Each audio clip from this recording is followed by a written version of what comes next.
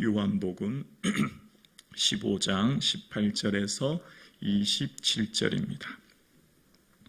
신약성경 174면 요한복음 15장 18절에서 마지막 절입니다. 오늘 나에게 주신 하나님의 말씀을 함께 고백드리겠습니다. 세상이 너희를 미워하면 너희보다 먼저 나를 미워한 줄 알라.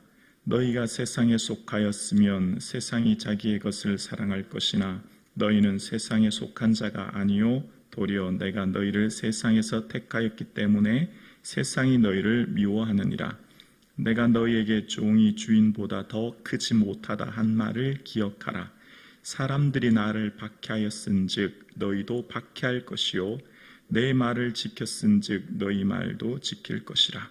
그러나 사람들이 내 이름으로 말미암아 이 모든 일을 너희에게 하리니 이는 나를 보내신 이를 알지 못함이라.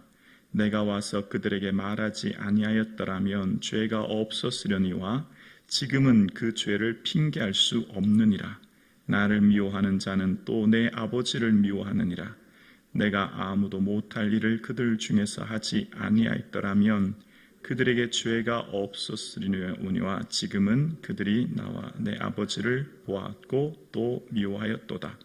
그러나 이는 그들이 율법에 기록된 바 그들이 이유 없이 나를 미워하였다 한 말을 응하게 하려 함이라. 내가 아버지께로부터 너희에게 보낼 보혜사 곧 아버지께로부터 나오시는 진리의 성령이 오실 때에 그가 나를 증언하실 것이요 너희도 처음부터 나와 함께 있었으므로 증언하느니라. 아멘. 할렐루야. 아멘. 예수님 함께 하심에 감사하여 기쁨이 충만한 하루 되기를 주님의 이름으로 축복합니다. 아멘. 여러분, 오늘도 예배를 왜 드리시는지요? 우리가 기도하는 목적, 또 하나님을 섬기는 목적, 또 봉사하는 목적, 우리가 열심히 힘을 내고 애써서 주님을 예배하는 그 목적을 어디에 두고 계십니까? 우리의 삶 가운데 이 땅에서 살아갈 우리의 삶의 궁극적인 목적은 예수님과 나의 하나된 일치된 삶입니다. 너희가 내 안에, 내가 너희 안에 거하라 말씀하십니다. 우리의 삶의 신앙의 궁극적인 목적은 예수님을 사랑하는 것이고 그 예수님의 사랑 안에 주님과 내가 하나 되는 것, 일치, 여기에 우리의 궁극적인 목적이 있는 것입니다. 천국은 왜 가는 거예요? 예수님과 함께인 게 너무 좋아서 그 끝까지 함께하는 거죠. 하나님 나라는 예수님과 함께 거하는 것이 너무 즐겁고 행복해서 그 나라까지 가는 거잖아요. 그러니까 주님과 내가 하나 되어서 일치하는 삶을 사는데 그 핵심 매개는 사랑입니다. 사랑하는 자만이 주님의 마음이 하나 될 수 있는 것이죠. 사랑으로 그 마음이 하나 되는 겁니다. 그래서 사랑하면 어떻게 되죠? 그의 마음을 내가 품게 되고 그의 마음을 내가 품게 되고 내 마음도 그가 알게 되는 것이죠. 예수님 마음이 뭐예요? 비움, 낮춤, 복종이에요. 자기를 비우시고 낮추시사 복종하신 마음, 이 마음을 품으라고 말씀하시죠. 그래서 우리는 우리의 삶의 궁극적으로 추구해야 될 삶의 목적은 예수님 마음을 내가 품고 그 예수님 마음을 품음으로써 그 말이 내 안에 거함으로 내가 주님 안에 거하는 삶을 살며 내가 주님 안에 거함으로 내가 주님이 내 안에 거하심으로 나도 주님 안에 거하는 일치와 연합, 이게 우리의 신앙의 궁극적인 목적입니다. 달려가는 삶의 이 신앙의 목적을 여기에 있죠. 그래서 세상의 모든 사람들의 삶의 방식은 자신이 얼마나 대단한지를 증명하고 자신의 이야기를 하고 자신이 결과적으로 어떤 삶을 사는데 목적이 있지요. 자신의 삶을 증명하는 삶을 살죠. 그런데 우리의 삶에 주님과 내와 하나 된 일치의 삶을 살면 우리는 누구를 증명해요? 나는 주 안에 죽었죠. 나는 주 안에 사라졌죠. 그래서 예수를 증명하는 삶, 예수의 증인되는 삶, 그래서 예수님 말하고 예수님 보여주는 삶, 이게 우리의 삶의 궁극적인 목적입니다. 여기에 우리의 가치를 두지 않으면 신앙의 모든 믿음의 선배들의 삶에 두 가지 방식이 있죠. 예수님을 따르는 신앙의 목적을 어디에 두느냐에 따라 순교와 배교가 결정됩니다. 순교와 배교의 목적은 어디 있죠? 우리의 삶의 궁극적으로 어디에 삶의 목적을 두느냐에 있는 것입니다. 그래서 우리의 삶 가운데 내가 주님 안에, 주님이 내 안에 거하는 사랑을 살게 되면 결과적으로 그에게 나를 나타내리라 말씀하십니다. 예수님 사랑하는 사람은 예수님의 향기가 나게 돼 있는 것이죠. 그 마음속에 예수님을 사랑하는 사람은 주님이 그를 나타내 보여주시기 때문입니다. 자, 그런데 이제 15장의 전체적인 전반부의 내용이 그 내용이었죠. 그런데 이렇게 사는 것이 참 어려워요. 내가 주님과 하나 되어 일치되는 삶을 사는 것이 우리의 삶의 이 땅에서의 삶이 참 어려운 이유는 우리가 이 세상에 속하지 않았기 때문에 세상이 우리를 미워하게 된다는 겁니다. 왜냐하면 예수님을 미워했기 때문에, 예수님이 그런 삶을 사셨던 예수님을 미워했기 때문에 예수님 가신 그 길을 살아가는 그리스도인들의 삶 또한 미움을 받게 될 것이다 라고 이야기합니다. 그래서 우리가 세상에 속하지 않았고 하늘에 속하여 예수님 가신 그 길을 가면 우리가 미움받게 되고 더 크게 나가서 박해받게 될 거라는 겁니다. 그 박해의 삶은 살게 되는 이유 또한 예수님께서 그렇게 박해받으셨던 것처럼 그 박해의 삶을 받게 된다는 것입니다. 그게 바로 십자가의 도라는 거예요. 십자가의 길이라는 것입니다. 그 십자가의 길을 걸어가는 삶에는 어려움과 박해와 시련이 있을 수 있다는 것이죠. 왜냐하면 세상이 하나님을 알지 못하기 때문입니다. 그래서 이제 이 길 끝에는 주님 앞에 서게 되는 심판이 있을 것인데 그 심판 때의 심판의 기준은 뭐가 되냐면 말씀이 된다는 겁니다. 예수님께서 하신 이 말씀이 각자 사람들을 심판하는 기준이 될 것이고 그때는 누구도 핑계하지 못하게 된다는 겁니다. 자신의 삶에 대해서 심판받는 심판대 앞에 섰을 때 어떤 누구도 변명할 수 없게 된다는 겁니다. 예수님께서 이 땅에 오셔서 하신 말씀과 예수님 보낸 증인들의 삶을 통해 예수님의 복음이 증거되었기 때문입니다. 하나님이 지으신 모든 만물에 하나님이 지으신 모든 것에 하나님의 그 신성한 뜻을 드러내셨기 때문이죠. 그래서 주님께서 하신 이 말씀과 이 길은 구약의 말씀을 이루기 위해, 그러니까 주님께서 이 땅에 오신 것은 구약의 선지자들로부터 하신 말씀을 성취하기 위해 오셨고 그 성취하기 위해 오신 예수님의 삶을 사셨듯이 그 말씀이 결국 이루어질 것인데 오늘 본문의 핵심 구절이 그래서 그 증인의 삶이 성도의 삶이 어떠냐면 26절인데요. 26절 보실까요? 함께 고백하겠습니다. 내가 아버지께로부터 너희에게 보낼 보혜사 곧 아버지께로부터 나오시는 진리의 성령이 오실 때에 그가 나를 증언하실 것이요. 우리의 삶 가운데 박해와 시련이 있을 수 있지만 그러나 우리가 염려하고 근심하지 않은 이유는 보혜사께서 우리와 함께 하시고 그 보혜사 성령님이 함께 하시는 우리의 삶을 살게 될 것인데 그렇게 되면 어떻게 되느냐 말씀하시는 오늘 본문 26절에 예수님을 증언하는 삶을 살게 될 거다라고 이야기하십니다. 그래서 예수님을 증언하는 삶을 살게 되면 그 삶 속에서 그 그리스도의 향기가 드러나게 되어서 생명이 선포되는 삶, 생명이 드러나는 삶을 살게 된다는 겁니다. 그래서 이후에 보면 이제 사도들의 공통된 특징이 있어요.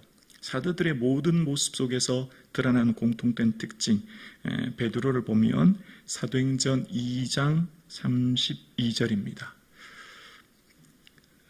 이 예수를 하나님이 살리신지라 우리가 다 이 일의 증인이로다. 사도행전에 계속 반복되는 단어가 있어요. 우리가 이 일의 증인이다. 또 우리가 이것을 증언한다. 증언과 증인이라는 단어가 계속 나타나죠. 베드로 또한 베드로의 모든 첫 번째 설교 뒤에 요엘 선지자의 선포 뒤에 성령님이 임하시면 이런 은혜가 있다고 말한 후에 다 뭘 정하죠? 예수의 증인 되죠. 이 예수님의 증인되는 삶은 성령님 임재하시는 공통된 특징입니다. 그래서 사도 바울이 예수님을 다메섹으로 가던 길에서 만난 후 사도 바울의 삶 또한 그랬습니다. 사도행전 9장 22절에 보면 사울은 힘을 더 얻어 예수를 그리스도라 증언하여 다메섹에 사는 유대인들을 당혹하게 하니라. 사도 바울의 삶에 예수 그리스도를 박해하던 인생에서 주를 만난 뒤로부터 이제 그의 삶은 예수를 증언하는 삶을 살게 되었다는 겁니다. 자, 이제 사도들의 삶이 예수 그리스도를 만나 이후에 보혜사 성령님의 임재로 말미암아 그들의 삶의 중심은 자기 자신이었지요. 예수 따르는 목적이 자아 성취, 소원 성취, 모든 삶의 목적이 자신이었는데 삶의 중심이 옮겨갔습니다. 누구로요? 예수 그리스도로. 삶의 목적이 예수 그리스도로 옮겨지니 삶의 모든 목적이 예수님과 하나 되어서 예수님을 증언하는 삶을 삽니다. 그래서 그들의 삶을 통해 베드로와 바울, 이 사도들의 공통된 특징, 예수님과 하나 되어 그 중심에 예수님을 모시고 그 자신을 죽고 예수로 사는 인생의 공통된 특징은 그 삶을 통해 어떤 일이 일어나냐면 사도행전 4장 33절에 보면 이런 내용이 나옵니다. 4장 33절에 사도들이 큰 권능으로 주 예수의 부활을 증언하니, 자, 예수님의 하신 말씀과 그 부활을 증언하면 어떤 일이 일어날까요? 무리가 어떻게 되었다고요? 큰 은혜를 받아. 예수님을 증언하는 인생의 삶은 그 예수를 증언하는 삶을 통해서 주위 공동체가 첫 번째 은혜를 받게 된다는 겁니다. 은혜를 받으면 어떻게 될까요, 여러분? 인생이 삶에 변하는 것이 얼마나 어려운지 몰라요. 인생의 삶의 습관과 가치관과 인생의 목적은 바뀌기가 얼마나 어려운지 몰라요. 그런데 인생의 삶이 인생의 삶의 모든 것이 바뀌고 영향력을 받는 것은 사람의 말을 들었을 때가 아니라 예수의 말을 듣는 인생은 은혜를 받습니다. 반드시 모든 인생의 목적이 예수가 되고 예수를 말하는 인생은, 예수 듣는 인생은 살게 되고 은혜 받게 되죠. 그래서 사도행전 4장 33절에 무리가 큰 은혜를 받았다는 것입니다. 은혜를 받은 그 사람들이, 큰 무리가 그 사람들의 삶에 변화가 일어나기 시작하는데요. 4장 34절에 보면 그 중에 가난한 사람이 없으니 라고 이야기합니다. 그 공동체, 예수를 증언하고 예수의 증언을 들었던 그 공동체가 은혜를 받아서 변화되기 시작하는데 그 공동체 안에 더 이상 가난한 사람들이 사라졌다는 겁니다. 왜냐하면 이는 밭과 집이 있는 자는 팔아 그 판 것의 값을 가져다가 사도들 앞에 두었기 때문이라는 겁니다. 왜 이런 일이 일어났죠? 예수 그리스도의 증인되는 예수의 복음을 듣고 은혜를 받았다는 거예요. 그 은혜의 핵심이 뭘까요? 뭘 들었길래 이 사람들이 자신의 모든 것을 내려놓고 자신의 삶의 목적과 의미가 바뀌었을까요? 천국입니다. 천국. 하나님 나라잖아요. 예수의 복음의 핵심은 하나님 나라예요. 그걸 누구들이 전해요? 사도들이 전하는 거예요. 사도들의 삶에도 하나님 나라예요. 다른 말로 천국이죠. 천국을 증언하고 예수 그리스도의 복음의 핵심은 천국이잖아요. 천국 소망을 들은 사람, 천국 복음을 깨달은 사람은 변화되는 겁니다. 반드시 인생은 진짜 믿냐 안 믿느냐는 그 사람의 삶으로 반드시 증명되게 있어요. 말로 내가 예수님 믿는다, 나 천국 믿는다, 아니요, 삶으로 반드시 증명되게 되어 있습니다. 그 사람의 삶의 내용, 시간과 물질의 사용 내용을 보면 반드시 그 사람이 진짜 믿는지 가짜로 믿는지가 증명되게 돼 있어요. 예수님을 정말 믿는 사람, 사도들의 말에 의해 은혜를 받아서 그 공동체 무리가 변화되었습니다. 삶의 목적이 재물이었는데 천국으로 바뀌었더니 그 모든 건 내려놓게 있을 수 있다는 겁니다.